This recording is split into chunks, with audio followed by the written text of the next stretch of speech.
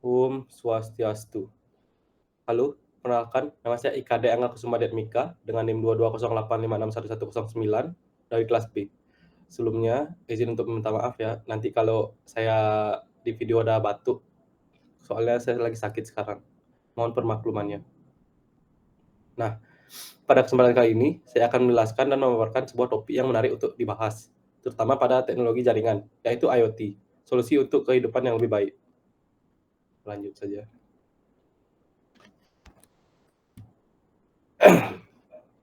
Nah, lanjut ke bagian apa sih itu IoT dan kenapa menarik untuk dibahas? Berdasarkan jurnal Kurniawan pada tahun 2022, IoT, Internet of Things, dapat didefinisikan kemampuan berbagai device yang bisa saling terhubung dan saling bertukar data melalui jaringan internet. IoT merupakan sebuah teknologi yang memungkinkan adanya sebuah kendalian komunikasi, kerjasama, dan berbagai perangkat keras data melalui jaringan internet.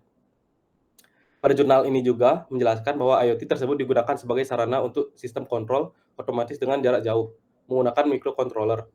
Selain itu, dapat dilihat dari public interest-nya, IoT ini pada tahun 2014 saja sudah memiliki 16 miliar perangkat yang terkoneksi. Dan pada tahun 2020 itu sudah mencapai 31 miliar perangkat mengacu pada data cloudcomputing.id.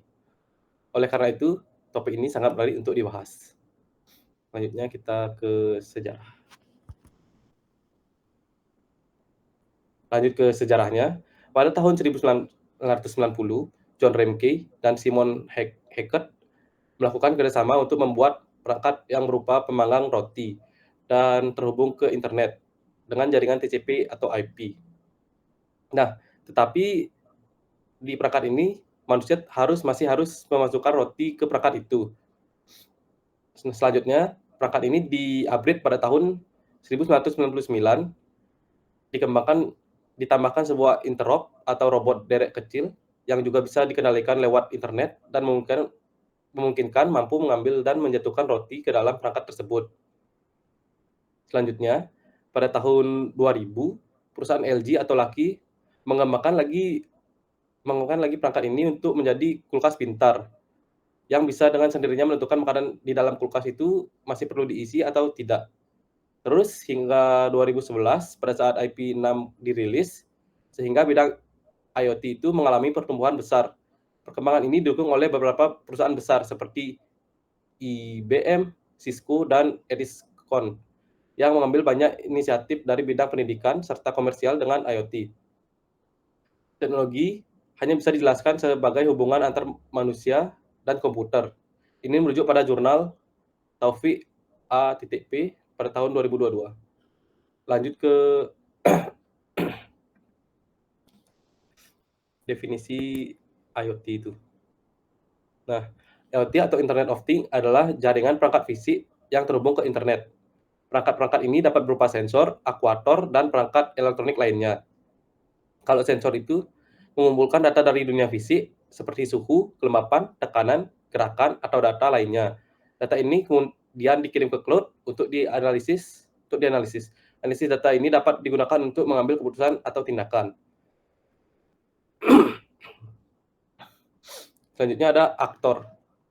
Nah, aktor ini mengontrol perangkat fisik di dunia nyata, seperti lampu, pintu, mesin lainnya.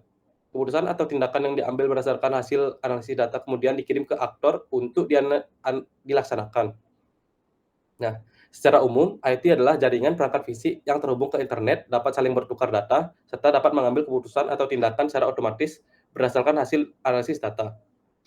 IoT ini memiliki fungsi untuk mengubah berbagai aspek kehidupan masyarakat, termasuk di tempat umum atau di tempat manapun. IoT dapat meningkatkan efisiensi, kenyamanan, dan kualitas hidup masyarakat. Selanjutnya kita ke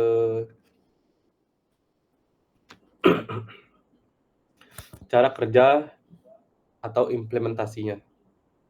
Yang pertama itu ada perangkat IoT. Pada gambar tersebut,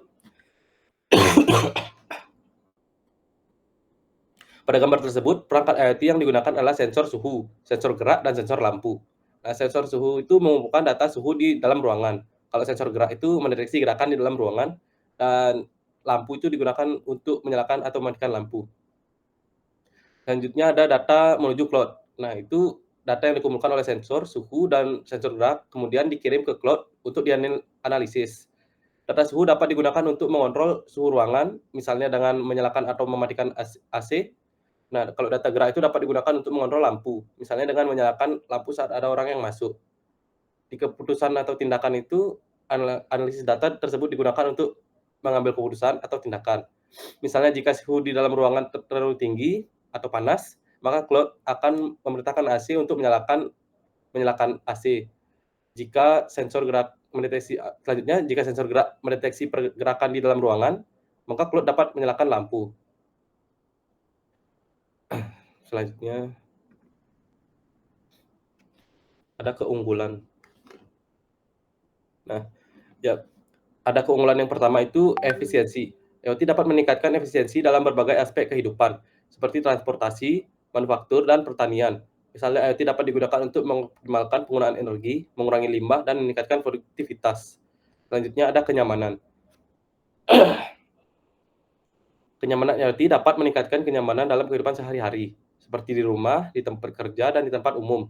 Misalnya, IoT dapat digunakan untuk mengontrol suhu ruangan, menyalakan lampu secara otomatis, dan memberikan informasi tentang kondisi lalu lintas.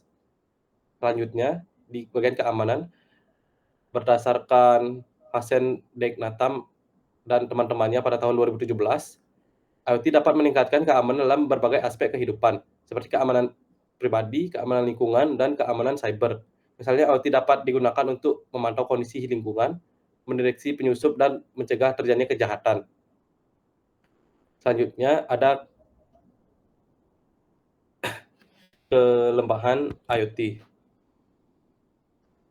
Nah, yang pertama itu ada bagian keamanan. Nah, di bagian keamanan ini ada keunggulan dan kelemahannya ya.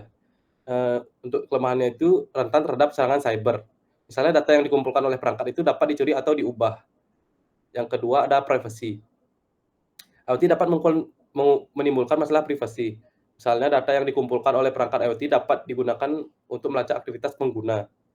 Selanjutnya ada biaya.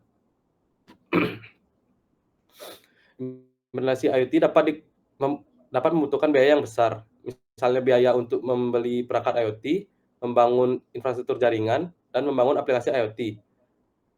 Harus diperhatikan biaya dikeluarkan dan manfaat yang didapatkan. Selanjutnya ada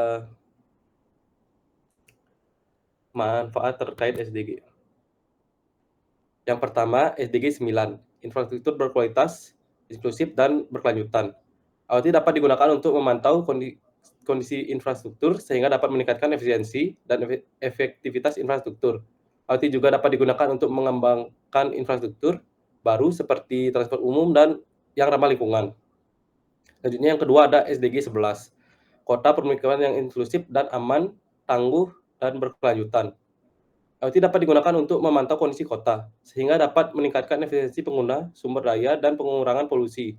IoT juga dapat digunakan untuk menciptakan kota yang lebih ramah lingkungan dan inklusif. Selanjutnya ada SDG 3, kesehatan yang baik dan kesejahteraan. IoT dapat digunakan untuk memantau kesehatan masyarakat sehingga dapat meningkatkan efektivitas layanan kesehatan dan mengurangi angka kematian. IoT juga dapat digunakan untuk menyediakan layanan kesehatan jarak jauh sehingga dapat meningkatkan akses masyarakat terhadap layanan kesehatan. Selanjutnya ada ini adalah referensi yang saya gunakan pada PPT saya. Sekian presentasi yang dapat saya sampaikan. Mohon maaf bila ada salah-salah kata. Saya tutup dengan Parama Santi.